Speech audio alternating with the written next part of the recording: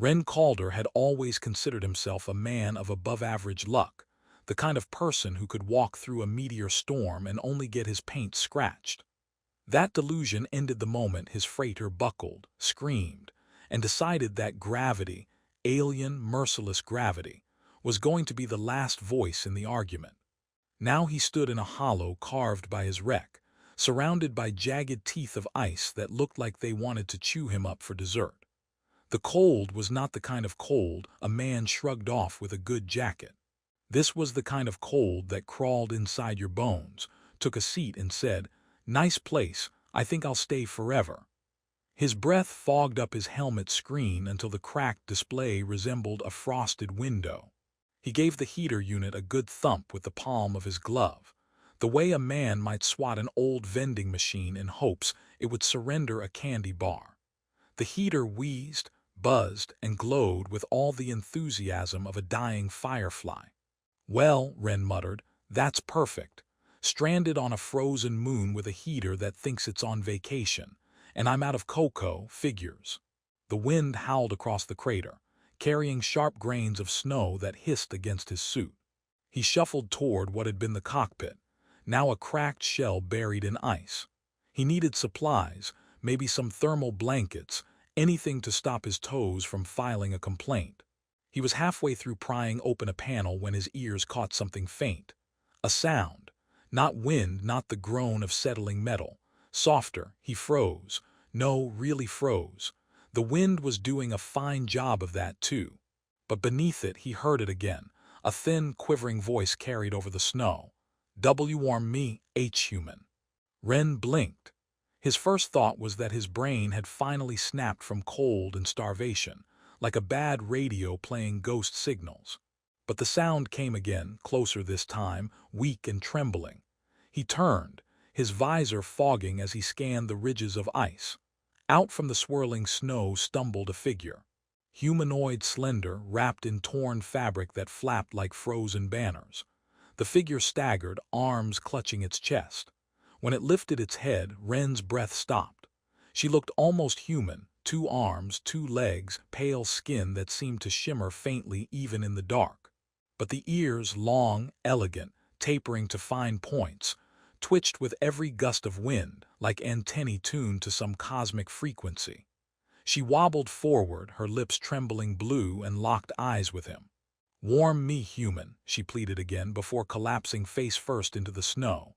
Ren stared at her motionless form for 3 long seconds, then he sighed. "Great. Not only am I stranded on an ice cube in the middle of nowhere, now I've got a half-frozen alien girl demanding cuddles. Exactly how I imagined my heroic career ending." Still, sarcasm was one thing, leaving her to die another. With a grunt, he bent down, hauled her up, and nearly dropped her again. She was lighter than he expected, frighteningly so, like carrying a bundle of cloth instead of a person. Her skin radiated almost no warmth, yet it glowed faintly under his gloves, a silver-blue gleam like starlight trapped under ice. Dragging her back to the wreck was an ordeal, made worse by the fact that his boots kept sliding on ice like an amateur at a skating rink. He cursed, tripped, and at one point shouted, "If anyone's watching this from orbit, I hope you're enjoying the comedy." By the time he managed to wedge her inside the cockpit shell, his lungs burned from the cold.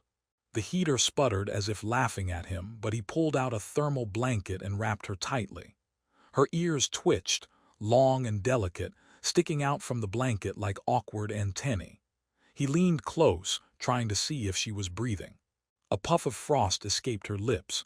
Ren exhaled in relief and muttered, "Well, you're alive. That makes one of us." He dug into a ration pack, tore open a packet of nutrient paste, and considered whether alien biology would explode from human food.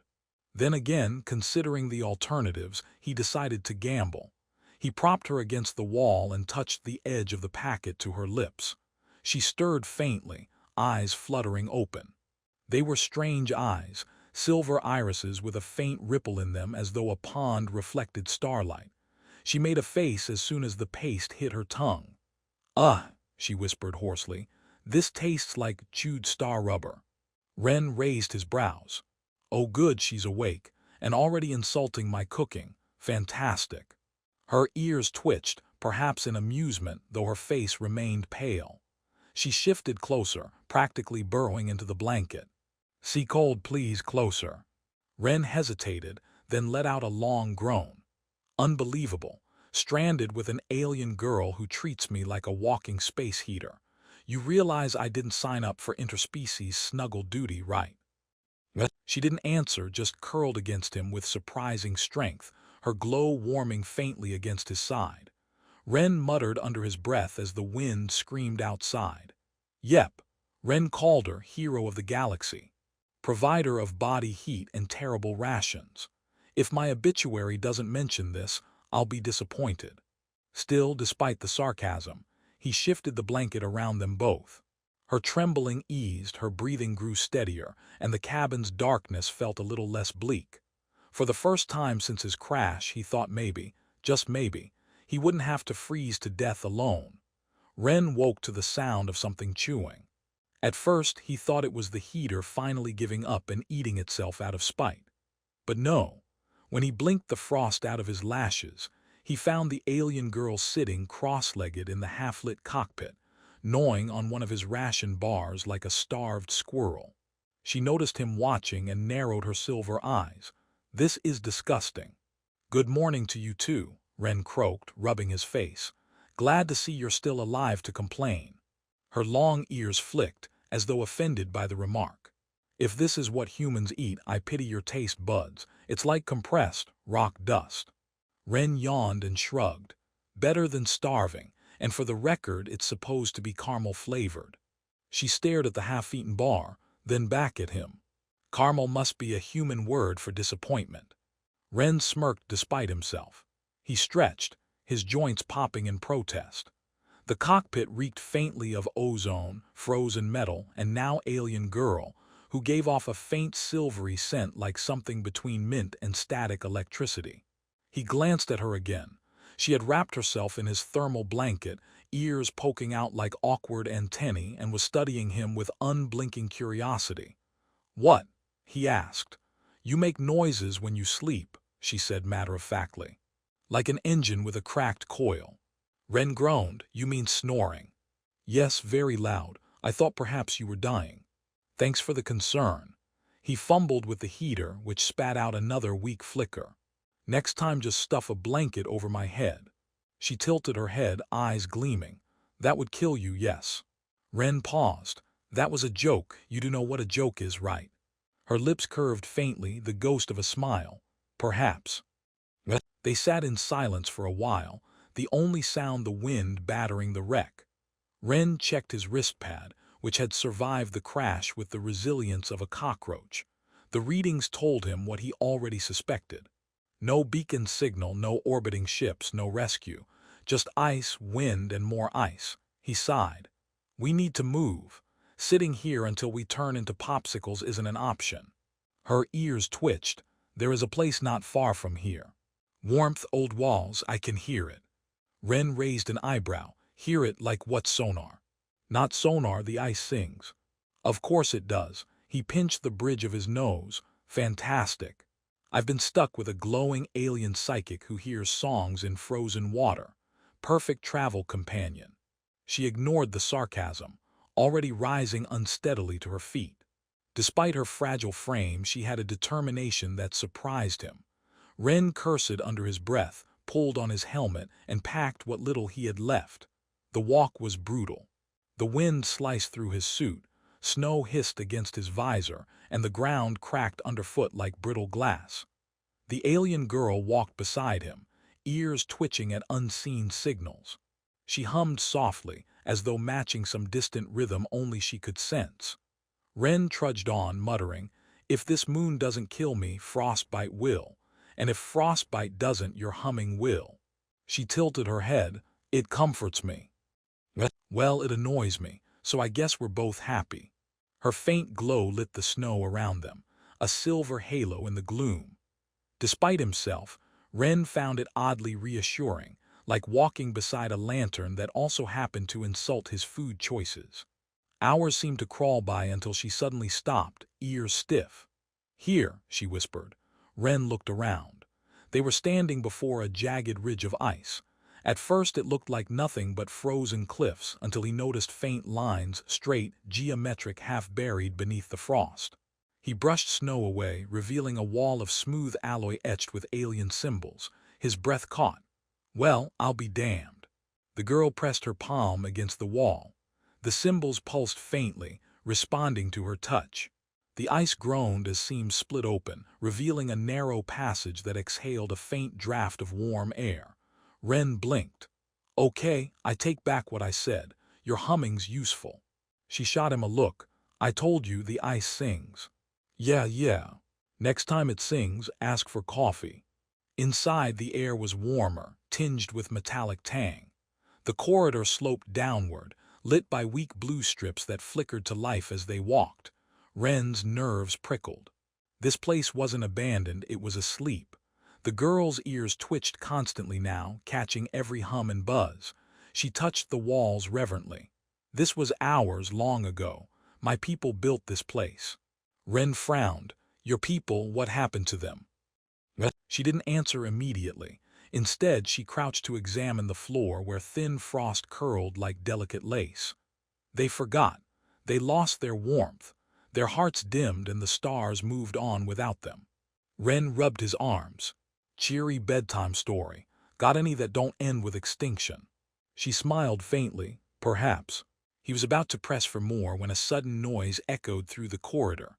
A low, metallic rumble. Lights sparked along the walls and a shape detached itself from the shadows. Ren swore under his breath. A hovering drone, spherical, studded with eyes that glowed red. Panels shifted on its surface, and a thin beam swept across them like a spotlight. The girl stiffened. "It remembers intruders." "Great," Ren muttered. "First date and we're already being shot at." The drone whirred, a high-pitched tone building as its weapons charged. Ren yanked the girl back, his heart slamming. "Well," he said grimly, "on the bright side, at least we're warm now." The drone's eyelights flickered in a hostile rhythm, and Ren's first thought was how much it resembled a mechanical wasp with anger issues. His second thought was that he had exactly 0 weapons, unless one counted sarcasm and a ration bar, neither of which seemed capable of vaporizing hostile tech. The sphere hummed louder, panels parting to reveal a thin nozzle that glowed with the promise of immediate disintegration. Ren threw his arms wide and shouted, "Wait, I come in peace." Then, under his breath, "Mostly." The alien girl yanked his sleeve, pulling him behind a jut of alloy plating just as the drone fired. A streak of white plasma carved across the corridor, melting frost into a sizzling puddle. Ren's heart hammered in his chest. "Okay, new plan, we don't die. Sound good." She pressed her glowing fingers to the wall. Symbols lit faintly under her touch, as if responding to her presence. "I can feel its song. The machine listens to the old frequencies. If I can change them." Another blast scorched past, cutting her off. Ren groaned. "Right, change the song. Do it fast before we both become a couple of cosmic marshmallows." The girl's long ears twitched violently as she focused. Ren sighed. "Every time someone says that, I regret it." He placed his hand against the core. A surge shot through him, not pain exactly but a rush, like plunging into icy water and boiling steam at once. Images flashed across his mind. Stars collapsing, worlds of ice thawing, her people laughing under suns long gone. He gasped, knees buckling, but the girl held steady, her glow pouring into the core. The chamber roared alive. Lights cascaded across the walls, frost hissing as it melted. The drone emitted a chime of approval, hovering in circles like a happy pet. Ren staggered back, panting. "Okay, that was new. I think my brain just downloaded an alien history channel." The girl smiled faintly, her silver eyes shimmering. "Then you understand." Ren rubbed his temples. "I understand that my head hurts and I'm suddenly craving caramel again. But sure, let's pretend I understand." The core pulsed steadily now, warmth radiating outward. For the first time since his crash, Ren felt something dangerously close to hope. He exhaled and muttered, "Well." At least we won't freeze to death. Probably. Ren sat slumped against the humming crystal core, staring at the silver-haired alien girl like a man who just sprinted through 10 lifetimes of confusion and was still trying to catch his breath. The warmth from the reactor had turned the chamber into something almost comfortable, though his suit was now sticking unpleasantly to his skin. "I'll be honest," he said, dragging a hand down his face. "That was the weirdest handshake I've ever had. 10 out of 10 for special effects, though. Very immersive. I even got the director's cut." The girl tilted her head, her long ears twitching slightly. "You saw them then, my people." Ren exhaled. "I saw something. A bunch of glowing aliens running around in the sun, looking way too cheerful for a species that ended up buried under an ice cube. Not judging, just saying." Her silver eyes softened. "We thrived once. This world was alive. Until the warmth faded and the stars forgot us." Ren tapped the core beside him. "And this thing, this cosmic space heater, it's the reason you're not popsicles now." She smiled faintly. "Yes, and perhaps the reason you will not be." Ren held up a finger. "Correction. The reason asterisk we will not be. Don't leave me out of the survival credits. I distracted a murder ball with toaster jokes, remember?" Almost on cue, the drone chimed from where it hovered nearby, bobbing gently in the air like an obedient puppy made of death. Ren eyed it warily. "Speaking of, is this thing actually friendly now, or is it just waiting for the right moment to blast me?" "It remembers my frequency," she said simply, patting the drone like one might pat a cat. The machine purred in response, a sound far too cheerful for something that had tried to vaporize them 10 minutes ago. Ren muttered, "Yeah, sure, trust the alien death orb. Nothing could possibly go wrong there." Still, the warmth in the chamber was doing wonders for his mood, though he hated to admit it. His fingers were no longer numb, his teeth had stopped trying to chatter themselves loose, and for the first time since crashing, he didn't feel like a freeze-dried snack. The girl sat beside him, wrapping the blanket tighter around her shoulders, though now she glowed more vibrantly than before. Her energy seemed restored, her ears twitching with a kind of playful attentiveness. "Your body is inefficient," she remarked, studying him. "Too much heat lost. You need constant wrapping." Ren snorted. "Well, thanks for the critique. Next time I get custom ordered by the universe, I'll ask for long ears, built-in nightlight, and less complaining." She blinked at him slowly. "My ears are beautiful." Ren grinned. "Sure, if you like satellite dishes." Her mouth opened in offense, then closed again, and she gave him a shove that carried surprisingly more force than he expected. He slid half a meter across the smooth alloy floor before catching himself. "Okay, fine," he said, chuckling. "Beautiful satellite dishes." Their laughter echoed faintly in the chamber, strangely out of place among the humming machines and shifting lights. Then the hum changed. Ren froze. The drone perked up, lights flashing. The core pulsed harder and the air thickened with static until his hair stood on end. "What's happening?" he asked. The girl pressed her ear to the wall, listening intently. "Others are waking." Ren's eyes widened. "Others define others. Friendly neighbors with spare blankets, or more of your overzealous flying murder orbs." Her silence was not reassuring. Moments later, another drone emerged from the shadows of a far corridor, then another. Their eyes glowed red, not blue. These did not purr or hover gently. They advanced in rigid formation, weapons already glowing with charge. Ren groaned. "Oh good, the extended family has arrived. Fantastic."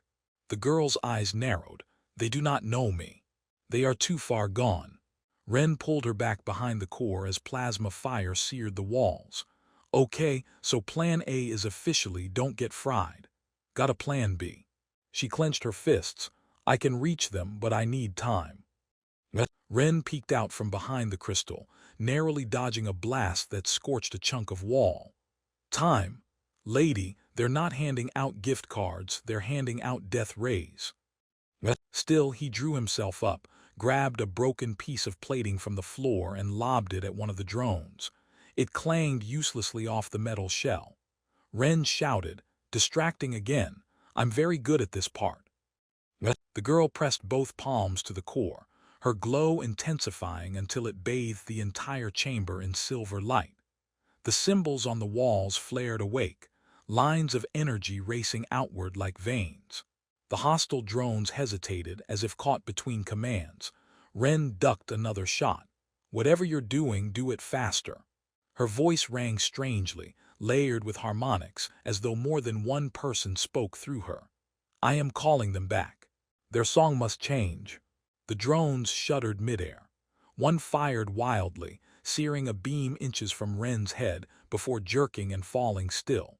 Another let out a strange metallic screech and dropped to the floor, motionless. The last resisted, eyes flickering red-blue-red in rapid sequence. Ren grabbed a metal rod and waved it at the stuttering drone. Hey, over here, pick a color and commit. It turned toward him, charging a shot, only for the girl to scream, her glow flaring so bright it forced Ren to shield his eyes. The chamber vibrated with a deep, resonant tone, a note that seemed to come from the walls themselves. The final drone let out a shriek and then went limp, dropping to the floor with a dull thud. Silence. Ren panted, clutching his rod like it was worth more than it was. So, good news, we're alive. Bad news, I think my hearing's permanently damaged. The girl slumped to her knees, drained but smiling faintly. They remember now. They will not harm us. Ren dropped the rod and collapsed beside her. Perfect. Another crisis survived. I swear if I make it off this moon, I'm charging the universe overtime rates for all this nonsense. She leaned her head against his shoulder, her ears drooping with exhaustion. You complain too much. Ren smirked. Somebody has to balance out your glowing optimism. For a long while, they sat together in the humming chamber, surrounded by now docile drones. And for the first time, Ren began to wonder if he wasn't just trying to survive anymore. If maybe, just maybe, he was starting to care about something or someone beyond his own skin. Ren had never liked the sound of silence, but this silence was different. It wasn't the cold, empty quiet of the frozen wastes outside.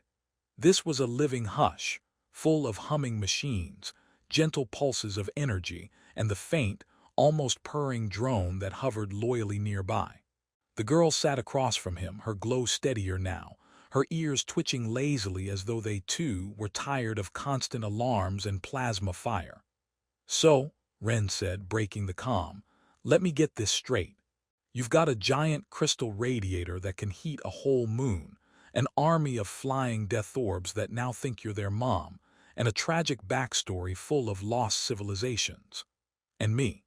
I've got a dented helmet, an empty ration pack, and frostbite in places I don't want to talk about. She gave him a small smile, and you have me. Ren blinked. That's a good point. Though if you keep eating all my rations, I might regret the trade. Her laugh echoed through the chamber, bright and startling in a place that had seen only ice and silence for so long. He found himself laughing too, though he wasn't entirely sure why. The reactor pulsed steadily, its warmth radiating outward. The girl had explained in halting words how it could spread across the moon, thawing the endless ice plains, awakening soil that hadn't breathed in centuries. Ren couldn't wrap his head around the scope of it. He was just a freighter pilot who once argued with vending machines. Now, he was apparently corresponsible for rebooting a dead world. The girl rose and pressed her hand to the crystal again. The drones stirred but did not attack. Instead, they drifted outward through the corridors, carrying the pulse of the core farther and farther. A map lit up across the wall, lines spreading like veins across the moon. It looked like a heartbeat reawakening. Ren rubbed the back of his neck. So that's it. You fix the moon and what then? Throw a housewarming party, invite the neighbors.